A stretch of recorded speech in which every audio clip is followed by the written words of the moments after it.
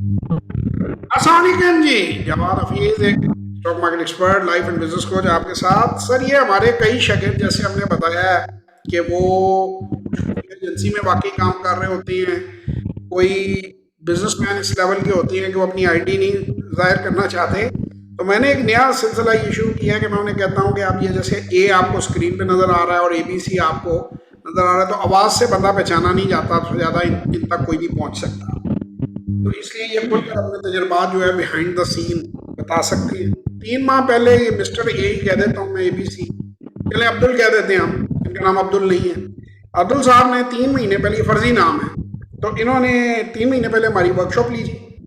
और वर्कशॉप लेने के बाद इनको हमने थोड़ी सी टेक्निक दी। तो माशाल्लाह इन्होंने जो मुझे फिगर बताई है वो 7-8% इन्होंने सिर्फ जो फर्स्ट 3 मंथ में, हम कहते हैं कि कमाना नहीं है, सिर्फ सीखना है, तो अल्हम्दुलिल्लाह वो भी इन्होंने कमा लिए। हालांकि ये एक ऐसी जगह पे थे कि जहाँ ये फ्रीक्वेंटली ट्रेडिंग नहीं कर पाते थे, कुछ इंटरनेट के इश्यूज थे। क्यों जी अब्दुल साहब, ये ऐसे ही है? जी जी सर, बिल्कुल ऐसे ही। मतलब ये कोई गलत बयानी तो मैं नहीं कर रहा?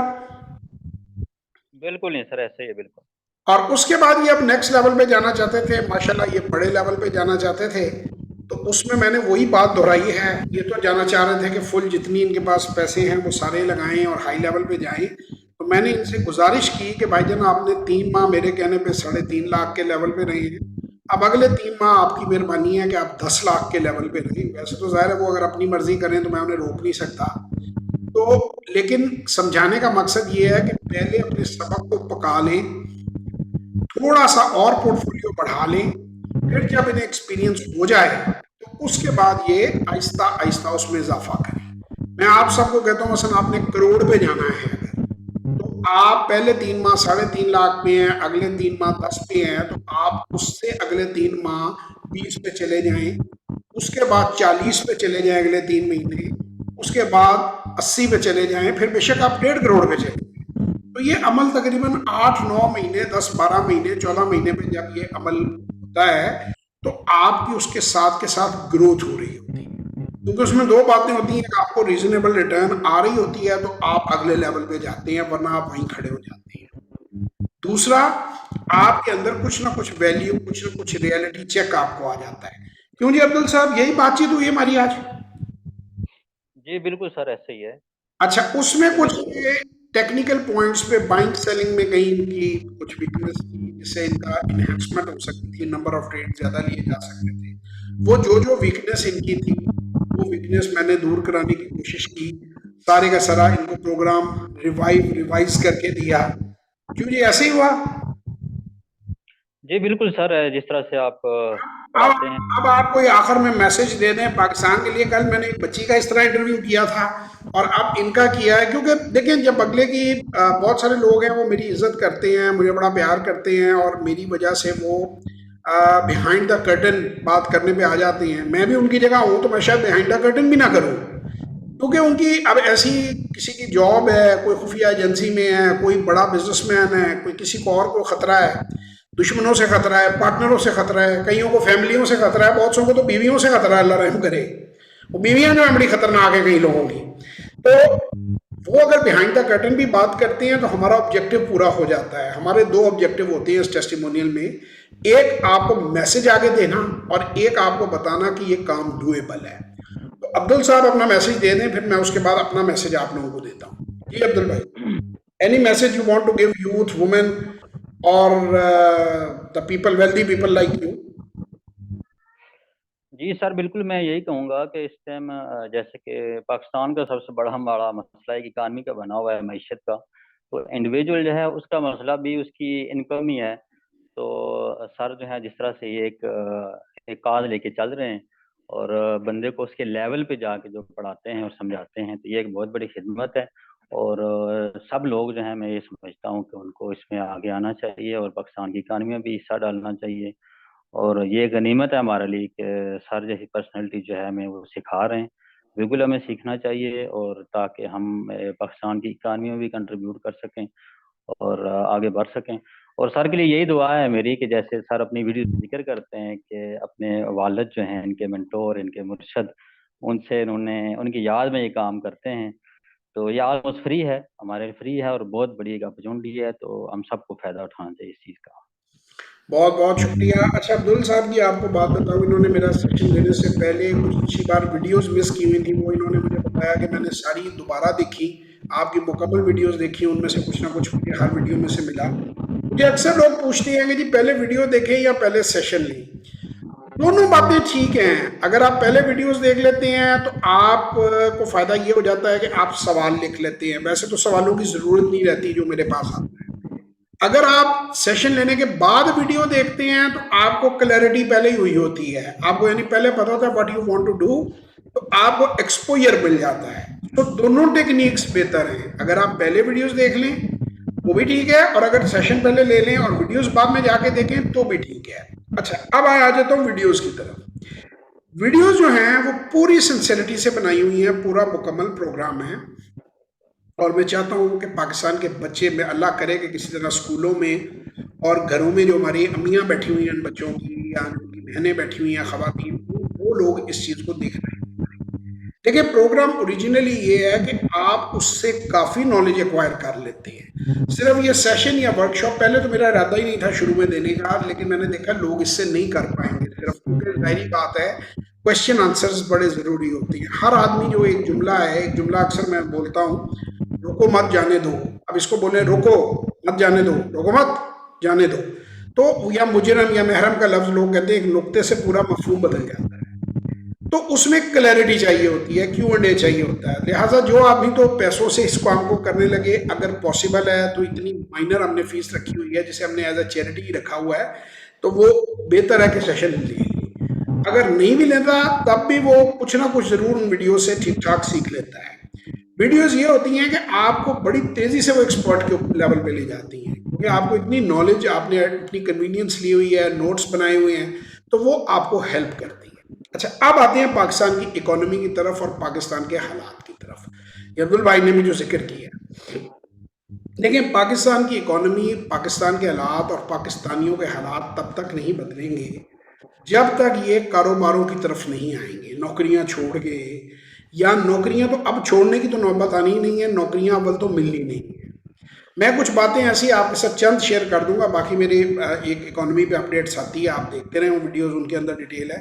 سرسری طور پہ میں آپ کو بتا دوں کہ آنے والے وقت میں گورنمنٹ کی پیمنٹس بھی آپ کی سلو ہوں گی، آپ کی ہو سکتا ہے سیلریز بھی ڈاؤن ورڈ ریوائز ہوں، اور پینشن جو ہے وہ دینے کی سخت ہی نہ رہے، کیونکہ جس طرح مرسیلیسلی پہلے ہماری حکومتوں نے، اس میں کوئی ایک، میں کسی پولیٹیکل پارٹی کے خلاف نہیں ہوں، میں ایک اکانومسٹ، ایک جسے آپ کہتے ہیں، میں اپنے آپ کو اکانومسٹ تو نہیں کہتا، یا فائنانس کا اسٹوڈنٹ کہتا ہوں، اس کا اسٹوڈنٹ ہونے کے اعتبار سے میں یہ سمجھتا ہوں کہ پچھلے 40-50 سال میں، وہ کہ 70-75 سال ہوئے ہیں، لیکن 40 سالوں میں، 50 سالوں میں مرسیلیسلی ملک کو لوٹا گیا ہے، یا اس پہ غیر ذمہ دارانہ فیصلے ہوئے ہیں۔ کوئی فیصلہ پارلیمنٹ میں نہیں گیا، کوئی فیصلہ، کیونکہ جو سویلائز دنیا ہوتی ہے اس میں سب سے پہلے وہ لوگ اپنی جیب دیکھتے ہیں۔ جیب ایز اے کنٹری، یعنی کوئین آف انگلینڈ بھی اگر کوئی کام کرتی ہے تو وہ اپنی جیب دیکھتی ہے۔ ابھی آج میں مبشر لقمان صاحب کی ویڈیو دیکھ رہا تھا، تھوڑی سی میں اس پہ ریسرچ کروں گا، ویڈیو بھی بناؤں گا، کہ گورنمنٹ آف انگلینڈ کے پاس صرف 45 کارز ہیں آفیشیل، 45۔ ہمارے پاس تو 80 وزیر ہیں، اور ہر وزیر نے 10-10 گاڑیاں ڈائریکٹلی اور انڈائریکٹلی انگیج کی ہوں گی، تو 800 تو وزیروں کے پاس ہی ہیں۔ وہ جو بتا رہے تھے اس کے تحت پاکستان کے جو تمام سرکاری گاڑیاں ہیں وہ 1.5 لاکھ ہیں، 1,50,000 وہیکلز ہیں پاکستان کے پاس، اور وہ 80 ارب روپے کے تقریباً اس کے اندر بجلی، وہ صرف پیٹرول ڈالتے، مینٹیننس وغیرہ بھی علیحدہ، ڈرائیوروں کی تنخواہیں اس کے علاوہ ہیں۔ یہ مبشر صاحب کے کوٹ ہیں، وہ ایک جرنلسٹ ہیں، آئی ٹرسٹ ان کے، انہوں نے ریسرچ کی ہوگی، میں نے ذاتی ابھی اس پہ ریسرچ نہیں کی، ٹائم نہیں ہوتا اتنا ہر چیز پہ ریسرچ کرنا شروع کر دے، تو یہ آپ سے میں شیئر کر رہا ہوں۔ تو آنے والے ڈیز میں آپ کو چیلنجز کا سامنا ہے، کیونکہ آپ لوگوں کے حالات یہ تھے، جو سیالکوٹ میں کسی کا رشتہ لینے جاؤ نا، اس سے پوچھتے تھے منڈا کی کہتا نا بڑے بھائی تو بھائی ہوں نے، دوجے بھائی انگلینڈ ہوں نے، یعنی اس کا مطلب ہے کہ وہ بھکاری ہے جو پوری زندگی ان بھائیوں سے پیسے لے لے کے چلتا ہے۔ I am very sorry to سے، میں کیا، یہ تو پرائم منسٹر صاحب خود کہہ چکے ہیں کہ بیگرز آر ناٹ چوزرز، تو اب وہ بڑا بھائی، کبھی ہم سعودی عرب کو بنا لیتے تھے، کبھی چین کو ہم انکل ٹام بنا لیتے تھے، کبھی انکل سیم کے پاس ہم جاتے تھے اور ان کی منت اللہ کرتے تھے، امریکہ کو انکل سیم کہا جاتا ہے۔ تو بھائی جان اب جو آپ کی جو بھیک کا جو لیول ہے وہ اینڈ تک ایکسپلائٹ ہو چکا ہے، اب مفت چیزیں ملنے کی بہت کم پروبیبلٹی ہے. اب آپ کو کل ہی میرا سما ٹی وی کے اوپر ایک پروگرام تھا زہیب بٹ صاحب نے کیا جس میں وہ مجھے پوچھ رہے تھے کہ جی ہم کیوں ایسے ان حالوں میں ہیں. اس میں بھی میں نے بتایا آپ کو کہ آپ کی کوئی تقریباً 9-10 ہزار سرکاری ریزیڈنسز ہیں اور 30,000 ملازم جو 5 ارب روپیہ جن پہ خرچ ہوتا ہے سالانہ تنخواہ، وہ صرف ان کے نوکر ہیں. ابھی میں نے ان کو یہ نہیں بتایا، میں خود بھی ڈرتا ہوں کہ کہیں میرا ہی سافٹ ویئر اپڈیٹ نہ ہو جائے کہ کچھ افسران ایسے ہیں کہ ان کے گھروں میں 100 بندہ بھی ملازم کام کر رہا ہے سرکاری، کیونکہ تنخواہ جو ہے سرکاری اداروں سے لیتا ہے. تو یہ ایک یہ چیزیں ہم آگے زیادہ عرصہ چل نہیں پائیں گی.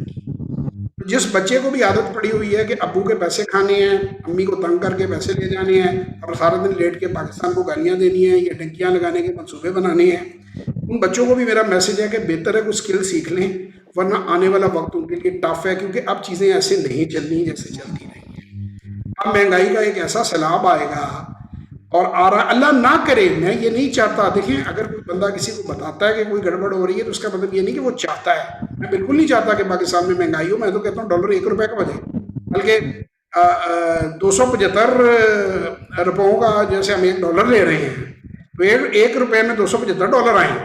میری تو اللہ سے یہ دعا ہے، لیکن دعائیں مانگنے سے صرف بات نہیں بنتی، کچھ ایکشن بھی لینا پڑتا ہے. اگر ہم واقعی اپنے نبی کریم صلی اللہ علیہ وسلم کی قیادت سے سیکھیں، اگر ہم ان کے اصولوں سے سیکھیں تو انہیں جنگیں لڑنی پڑی، ورنہ اللہ کے نبی کے ساتھ کوئی جنگ کر سکتا تھا؟